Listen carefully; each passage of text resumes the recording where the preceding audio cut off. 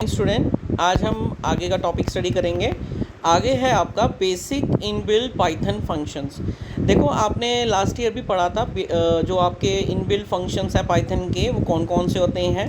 तो जो आप स्टार्टिंग में आप देखते ही हो, जो नेमिंग आपके होते हैं और जिनके स्टार्टिंग में आपके सर्कल ब्रैकेट लगी होती है, ये इनबिल्ट फंक्शंस होते हैं। जैसे कि आप देखिए DEF name bracket start colon, फिर कॉलन साइन लगता है।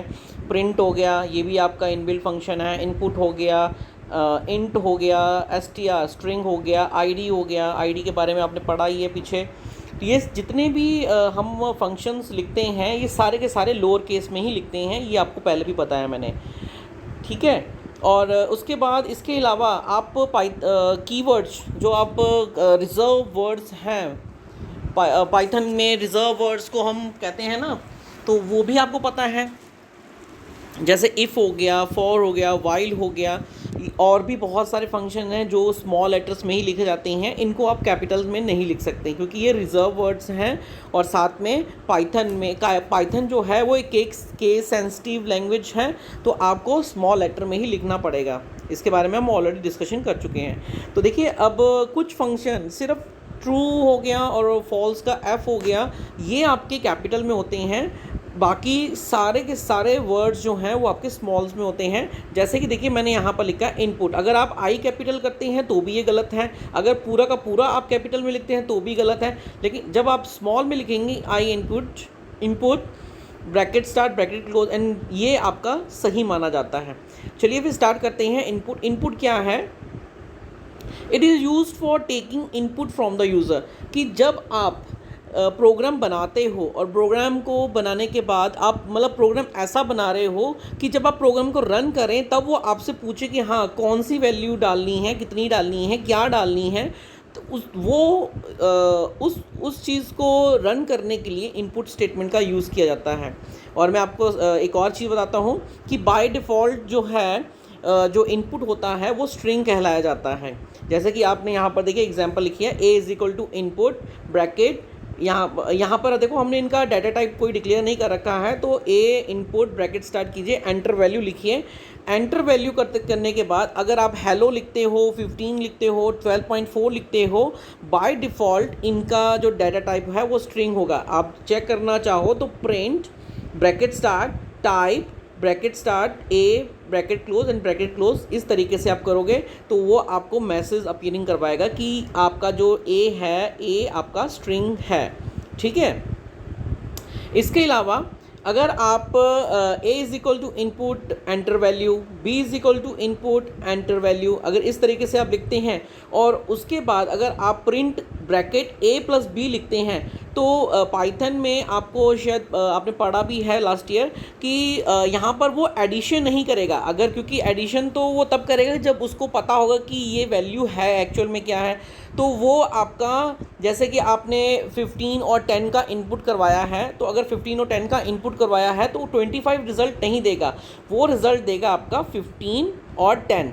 और अगर आप हेलो और राजू लिखकर इसको रन करवाते हैं तो हेलो और राजू दोनों वर्ड्स एक साथ लिखे आएंगे आपके आउटपुट स्क्रीन में, ठीक है। अगर आपको अपना रिज़ल्ट डिफरेंट तरीके से करना है तो आप इनपुट का यूज़ कर सकते हैं इंटीजर, फ्लोट और स्ट्रिंग तो डिफ़ॉल्ट में होता ही है, लेकिन फिर भी आप स्ट्रिंग को लगा सकते हो।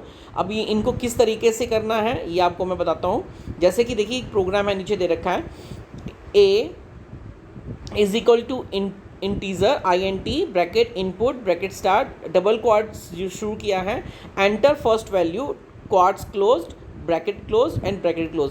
देखो, ब्रैकेट आपकी एक तो आपकी इनपुट की ब्रैकेट क्लोज हो रही है और एक आपकी स्टेटमेंट की ब्रैकेट क्लोज हो रही है। तो जैसे ही आपने ये लिखा, उसके बाद आपने b लिया, एक और वेरिएबल लिया, उसमें आपने सेकंड वेरिएबल को कॉल करवा लिया, और जब आपने इसको रन करवाया तो रन करवाने के बाद अगर आप लिखते हो कि प्रिंट a प्लस b, इस कंडीशन में आपका रिजल्ट 25 आएगा। जब आप रन करोगे 10 और 15 लिखते हो तो आपका रिजल्ट 25 आएगा।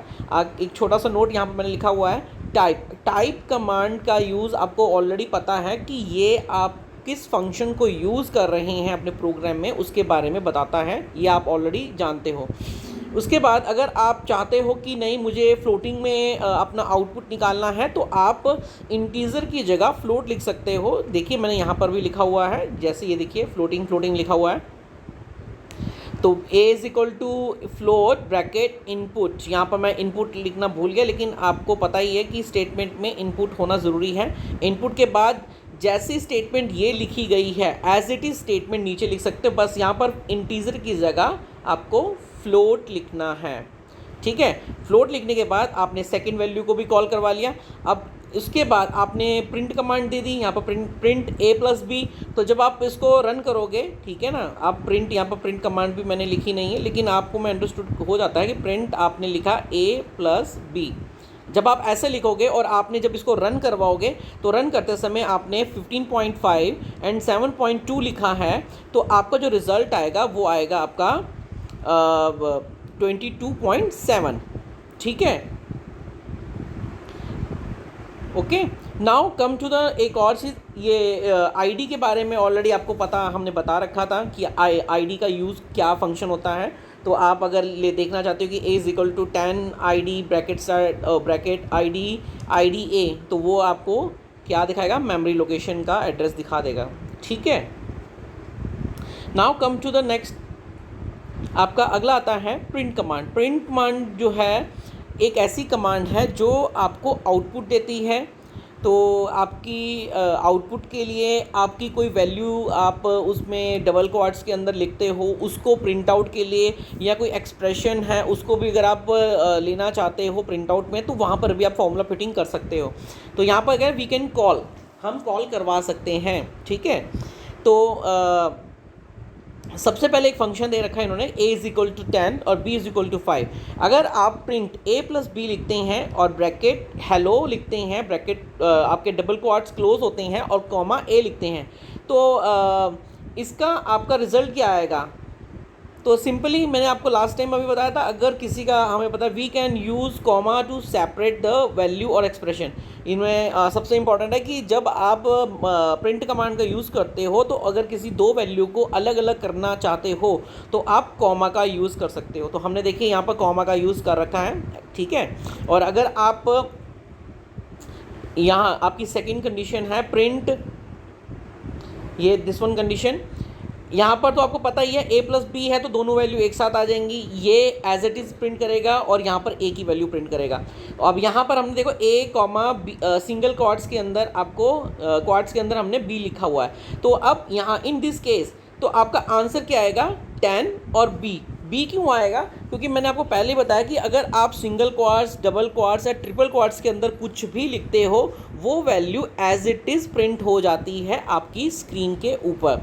तो यहाँ पर देखिए, अगर आप प्रिंट बी सिंगल क्वाड्स के या डबल क्वाड्स के अंदर लिख रहे हैं, तो आपको जो रिज़ल्ट है a कितना था आपका 10, b कितना था वो b ही आएगा, और a प्लस बी वो एज इट इज़ आ जाएगा, क्योंकि इनकी वैल्यू नहीं प्रिंट होंगी आपकी स्क्रीन में। ठीक है, उसके बाद आप अगर चाहते हो कि नहीं आप एक और वेरिएबल लेकर लिस्ट बनाना चाहते हो कि 2, 3, 5 आपने एक लिस्ट बना दी है, तो in this case what will be happen, simple है कि a की वैल्यू प्रिंट हो जाएगी, b as it is print हो जाएगा, b आएगा, और a plus B as it is print हो जाएगा, और c आपका 2, 3, 5 ये आपकी स्क्रीन के ऊपर आएगा। तो we can use list also in print, but we have to use comma, कि अगर आप अपनी लिस्ट जो है वो प्रिंट कमांड में यूज़ कर रहे हो तो आपको सेपरेट करना है, तो कॉमा का यूज़ करना पड़ेगा। ठीक है, नाउ 11th में आपने बहुत सारे प्रोग्राम्स बनाए होंगे। ठीक है, लेकिन अब हम थोड़ा सा उसको रिवीजन करते हैं। अगर आपको प्रोग्राम्स याद हैं तो आपको ये भी याद होंगे कि इन सब का यूज़ कैसे करना है, लेकिन फिर भी एक मैं रिव्यू देता हूँ आपको। ठीक है, आपको हमने 4 प्रोग्राम बनाने हैं। एक आपका एरिया सर्कल है, पैरामीटर रेक्टेंगल का है, पाई आर, उसका फर्स्ट वाला जो है आपका वो एरिया सर्कल का पाई आर स्क्वायर है, और रेक्टेंगल का formula 2 bracket l plus B है, वॉल्यूम क्यू बाई क्यूबाइड का है, L into B into H है, और एक स्वैपिंग का है। तो किस तरीके से ये प्रोग्राम एग्जीक्यूट करते हैं, आइए सबसे पहले आप देखिए पी, अगर आप चाहते हो तो आप रन टाइम में भी पी की वैल्यू को कॉल करवा सकते हो। सिंपली आपको वहाँ पर यही स्टेटमेंट लिखनी है जो नीचे लिखी हुई है। अगर आप यहाँ पर देखिए आर लिखा हुआ है, आप ये इन्होंने यहाँ पर क्या किया है, वैल्यू को कॉन्स्टेंटली लिया है। आप चाहो तो वैल्यू को बाहर से कॉल करवा सकते हो, बस आपको स्टेटमेंट लिखनी है पी।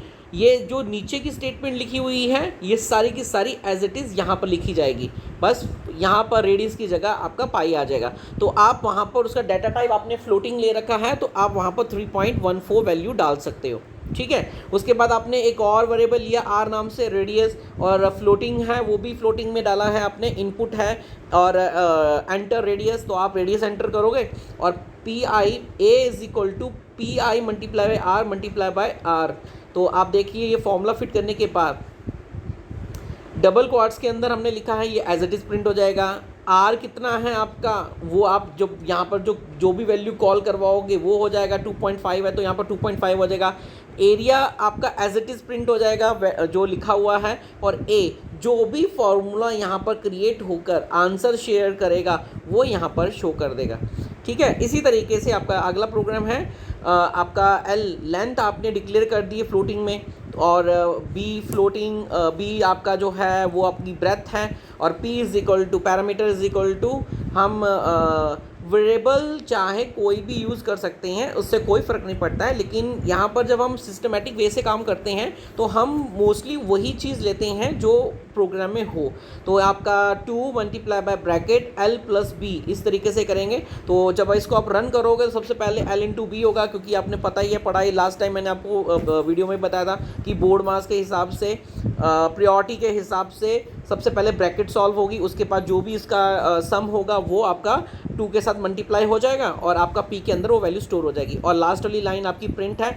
आप एक चीज़ नोट कर रहे हो, देखिए मैंने यहाँ पर प्रिंट जो है वो हमेशा कैपिटल लेटर्स में लिख रहा हूँ, तो इसका मतलब ये नहीं है कि मेरा कैपिटल लेटर में लिख रहा हूँ तो मैं मेरा प्रोग्राम रन कर जाएगा।